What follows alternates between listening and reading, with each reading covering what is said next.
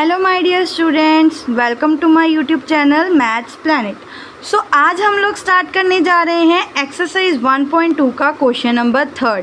जैसा कि previous video में आप लोगों ने देखा, हम लोगों ने पार्ट 1 एंड पार्ट 2 कंप्लीट किया था और एक क्वेश्चन मैंने आप लोगों को होमवर्क में दिया था। आप लोगों को अगर इन दोनों पार्ट में से किसी क्वेश्चन में कोई डाउट हो तो आप लोग मुझे कमेंट में बता सकते हैं। So let's start part number 3। हमारे पास है find the LCM and HCF of the following integers by applying the prime factorization method। अब इस पार्ट में भी हमने LCM HCF दोनों निकालने हैं, बट क्या अप्लाई करके? उनका प्राइम फैक्टराइजेशन मेथड अप्लाई करके। सो स्टार्ट करते हैं हम लोग। जैसा कि आप लोगों ने देखा, सबसे पहले हम लोगों ने फर्स्ट पार्ट लिया है इसका 12, 15 एंड 21। सबसे पहले हमने इन तीनों को अलग अलग फैक्टराइजेशन कर लेना है। 12 को 2 के टेबल पर जाकर देखना है तो इसके फैक्टर बन जाते हैं। 15 को करेंगे तो इसके भी फैक्टर बन गए। 21 को करेंगे और इसके भी फैक्टर बन गए। फिर उसके बाद हमने इनका कॉमन HCF निकालने के लिए इनके फैक्टर्स को अलग अलग करके लिखा। 12 का 2 इंटू 2 इंटू 3 बन रहा था, 15 का 3 इंटू 5 बन रहा था, 21 का 3 इंटू 7 बन रहा था। तो देखा जाए तो इन तीनों में से जो कॉमन है वो हमारे पास 3 आ रहा है, 3, 3 एंड 3। सो हमने HCF जो है वो 3 को कॉमन मान लिया, ठीक है। उसके बाद अब उन्होंने हमें क्वेश्चन में बोला गया है कि हमने LCM के साथ साथ HCF भी निकालना है। तो HCF तो हमारे पास आ गया। अब हम लोग LCM निकालने के लिए क्या करेंगे? हम लोग LCM निकालने के लिए अब इनके दोबारा जो फैक्टराइजेशन है, इनके फैक्टर्स को हम एक इकट्ठा करके लिखेंगे। तो अब हमने इसके LCM निकालने के लिए इन तीनों को इकट्ठे लिखकर फैक्टराइज बनाने हैं, इसके फैक्टर्स बनाने हैं। तो पहले 2 के टेबल पर करते हैं। 12 2 के टेबल पर 6 पर आता है, 15 नहीं आता एज इट इज़, 21 नहीं आता एज इट इज़। फिर 2 के टेबल पर 6 आता है 3 पर, 15 as it is, 21 as it is. फिर उसके बाद हमने क्या देखा, अब हमारे पास जो ऑड नंबर 3 बच रहा है, अगर हम देखें तो ये इसके टेबल पर जा रहा है और ये भी 3 के टेबल पर जा रहा है। तो हम 3 ले सकते हैं, यस। 3 1 ज़ा 3, 3 5 ज़ा 15, 3 7 ज़ा 21। ठीक है, हो गया सॉल्व। अब हमारे पास क्या बचा? 3 तो चला गया अपने प्राइम नंबर पर, 5 और 7 बचा और ये दोनों ही अपने अपने प्राइम नंबर पर आने वाले हैं। तो सबसे पहले हम लेंगे 5, जिसको हम 1 बना देंगे। 5 1 ज़ा 5, 7 एज इट इज़। अब हमारे पास 2 1 तो आ चुके हैं, 1 रह चुका है। इसको बनाने के लिए हम इसका ही प्राइम नंबर लेंगे 7। सो हमारे पास इन तीनों का प्राइम फैक्टर आ गया है। अब इसी के साथ हमने अपना LCM निकालना है। LCM हमारे पास क्या फैक्टर बन रहे हैं? 2 इंटू 2 इंटू 3 इंटू 5 इंटू 7, जो कि हमारे पास बना 420। 2 इंटू 2 इंटू 3 इंटू 5 इंटू 7, ठीक है, ये हमारे पास बना। तो हमारा टोटल आंसर कितना आ रहा है? 420, जो कि है हमारा LCM। और यही हमने इस क्वेश्चन में प्रूव करके बताना था कि LCM HCF दोनों हमने निकालने हैं। तो ये था इसका फर्स्ट क्वेश्चन। अब चलते हैं हम नेक्स्ट क्वेश्चन सेकंड नंबर पे। सो स्टूडेंट्स, ये है हमारा सेकंड क्वेश्चन। अब देखा जाए तो इन तीनों डिजिट्स में से कुछ एक डिजिट भी जो है वो इवन नहीं है। ये तीनों के तीनों ही डिजिट्स जो है वो ऑड नंबर में है।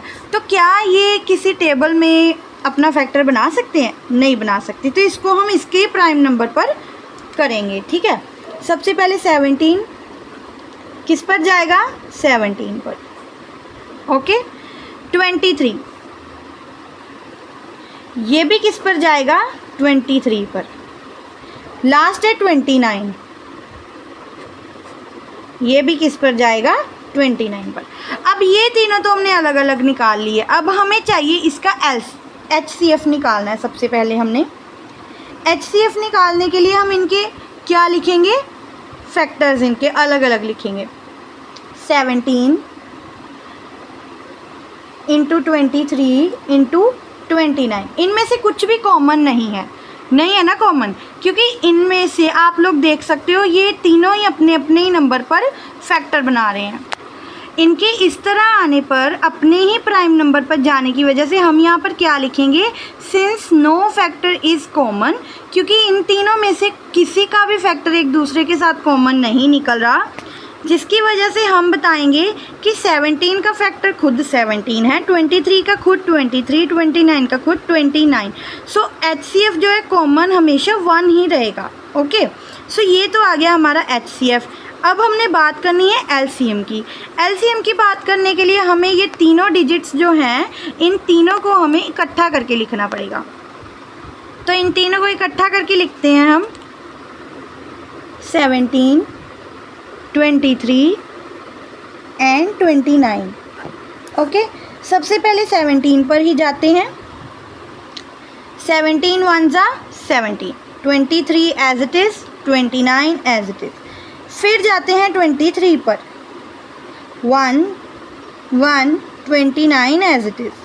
लास्ट जाते हैं 29 पर और 1 1 एंड 1। सो अब हमारे पास LCM क्या बन चुका है, अब हमारे पास LCM है 17 इंटू 23 इंटू 29, जो कि बनेगा 1339। सो ये सेकेंड क्वेश्चन भी हमने कंप्लीट कर लिया है। ठीक है, इसी तरह से हमने क्वेश्चन थर्ड और फोर्थ भी कंप्लीट करने हैं। तो चलते हैं हम अपने क्वेश्चन नंबर थर्ड पे। ओके स्टूडेंट्स, ये है आपका लास्ट क्वेश्चन थर्ड, जिसमें भी दिया हुआ है हमें 8, 9 एंड 25। सबसे पहले 8 के फैक्टर बनाए, 9 के बनाए एंड 25 के बनाए। देन इनमें से हमने कॉमन HCF निकालने के लिए इनके फैक्टर्स यहाँ लिखे। इसमें भी हमें कोई एक कॉमन फैक्टर नहीं मिला, सो हमने यहाँ लिख दिया रीज़न कि since no factor is common so it is common is HCF 1। So HCF तो हमें मिल गया 1 कॉमन, बट हमें LCM निकालने के लिए अब इन तीनों को इकट्ठे सॉल्व करना पड़ना था। हमने उसी तरह से इनको इकट्ठे LCM बनाकर इनके फैक्टर्स निकाले। जब इनके फैक्टर्स हमारे पास आ गए तो हमने LCM भी निकालना है। LCM निकालने के बाद हमने यहाँ इनके फैक्टर्स को लिखा एंड इनको मल्टीप्लाई करके हमारे पास आंसर आ गया। ओके, यहाँ तक थे हमारे थर्ड क्वेश्चन कंप्लीट। ठीक है, इसके सारे पार्ट कंप्लीट हो गए। अब आते हैं हम अपने मेन क्वेश्चन पर, जो कि है fourth part. Given that HCF is 306 and 657 is equal to 9। हमें HCF गिवन है 306 का और 657 का 9, बट हमने इसका LCM फाइंड करना है। सो LCM फाइंड करने के लिए हमें यहाँ पूरा सम इसका सॉल्व करना पड़ेगा। यही क्वेश्चंस जो हैं पेपर में मेन गेम शो करते हैं। जो हमने पहले कुछ किए क्वेश्चंस वो तो सिंपल थे, वो सिर्फ आपकी अंडरस्टैंडिंग के लिए थे, वो MCQs में आते हैं। बट ये क्वेश्चन इम्पॉर्टेंट है, इसको आप अच्छे से समझिए कि इस क्वेश्चन को अटैम्प्ट कैसे करना है। सो इस क्वेश्चन को सॉल्व करते हैं हम लोग। सबसे पहले हमें A पार्ट दिया है 306, B दिया है 657। इन लोगों का HCF हमें गिवन है 9। ठीक है, LCM निकालने के लिए हम लोगों के पास एक ट्रिक है, एक मेथड है, A into B over HCF। A हमने क्या लिया 306 इंटू B में हमें क्या चाहिए 657। HCF हमारे पास क्या गिवन है 9, ये हमने लिख लिया। अब हम इसकी कटिंग करेंगे एज अ सिंपल डिवीजन। 9 के टेबल पर अगर हम जाएं तो ये उसके ऊपर कट हो जाता है 73 पर, और इन दोनों को फिर हमने मल्टीप्लाई कर देना है। मल्टीप्लाई करने के बाद हमारे पास आंसर आता है 223338। सो हमारा LCM क्या हुआ 22338। सो ये है फाइनल आंसर। इस तरह से इस सम को सॉल्व करना है, अटैम्प्ट करना है। इसमें कुछ डिफ़िकल्ट नहीं है, सिर्फ एक चीज़ समझने वाली है। अगर आप लोगों को HCF गिवन है और इन्हीं चीज़ का हमने LCM निकालना है तो बहुत सिंपल ट्रिक लगेगी A into B over HCF।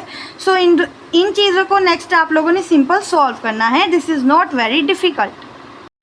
So next question part है हमारे पास, question number 5। Check whether 6n can end with the digit 0 for any natural number n।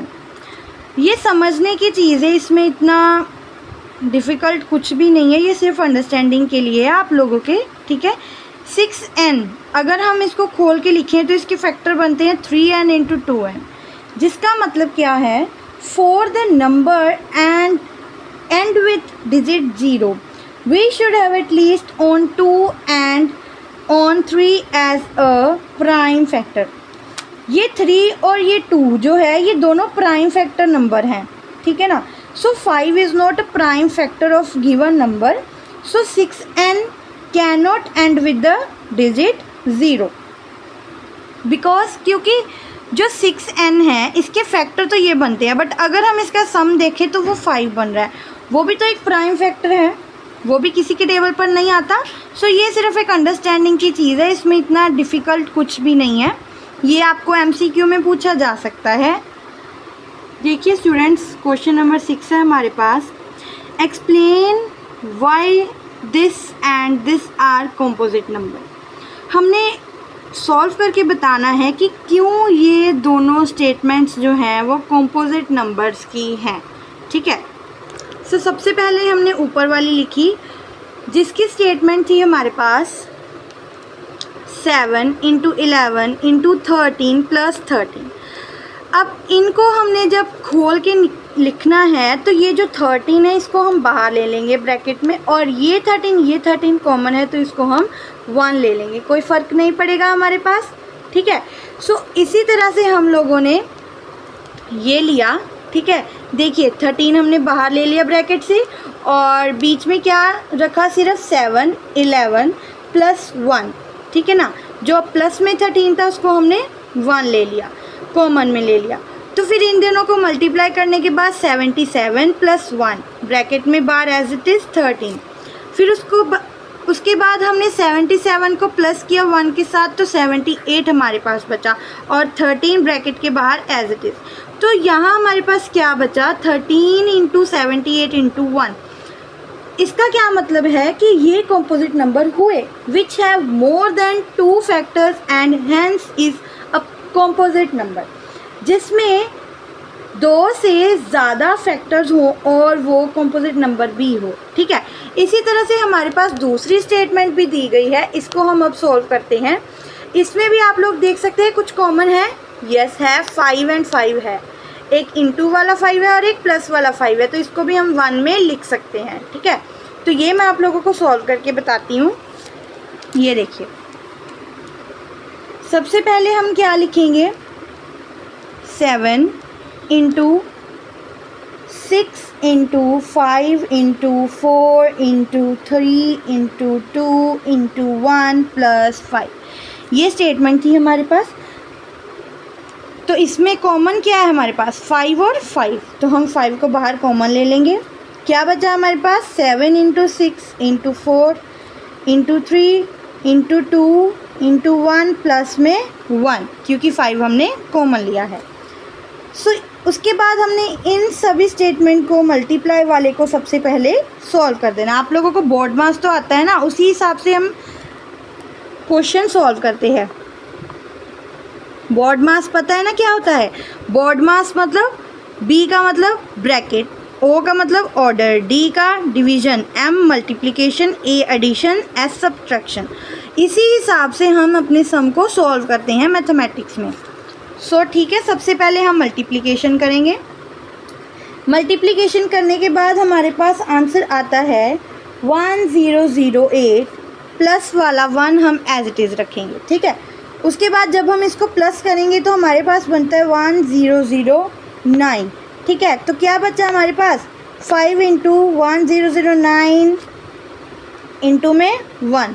सो ये दोनों का क्या मतलब हुआ, which have more than 2 factors and hence it is a composite number. ये दोनों आप लोगों को क्लियर है। सो ये था आप लोगों का 6 question.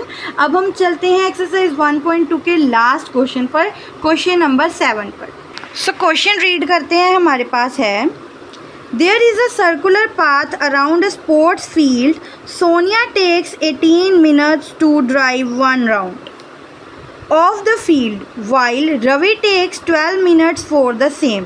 Suppose they both start at the same point and at the same time and go in the same direction. After how many minutes will they meet again at the starting point?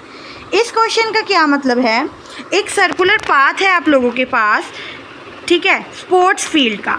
उसमें Sonia 18 minutes लेती है अपना 1 round लगाने के लिए field के लिए, और जो रवि है वो 12 मिनट्स लेता है, ठीक है। बट आप लोग सपोज कीजिए कि वो दोनों स्टार्ट करते हैं सेम पॉइंट से और सेम टाइम पर, सो वो जाते भी सेम डायरेक्शन में है, तो कितने मिनट्स के बाद वो दोनों इकट्ठे एक दूसरे के सामने मीट होंगे स्टार्टिंग पॉइंट पर? ये हमारा क्वेश्चन है और इसको सॉल्व करना है। बहुत ही इजी एंड सिंपल क्वेश्चन है, ठीक है, प्रॉब्लम सॉल्विंग क्वेश्चन है, पेपर में आ जाता है, तो इसको अच्छे से देखिए कि किस तरह इसको अटैम्प्ट करना है।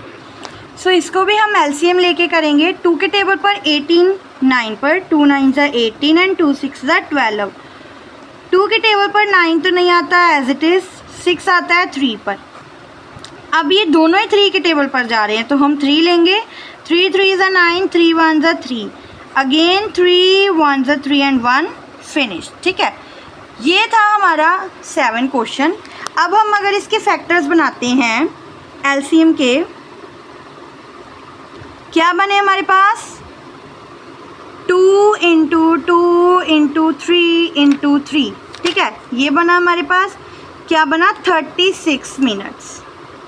सो कितने मिनट्स बाद वो दोनों एक दूसरे के पास आकर स्टार्टिंग पॉइंट पे मीट करेंगे, 36 मिनट्स बाद। सो स्टूडेंट्स, यहाँ पर आप लोगों की एक्सरसाइज 1.2 कंप्लीट होती है चैप्टर 1 की। नेक्स्ट वीडियो में मैं आप लोगों के पास 1.3 लेके आऊँगी फुल कंप्लीट पार्ट्स के साथ। Thank you for watching.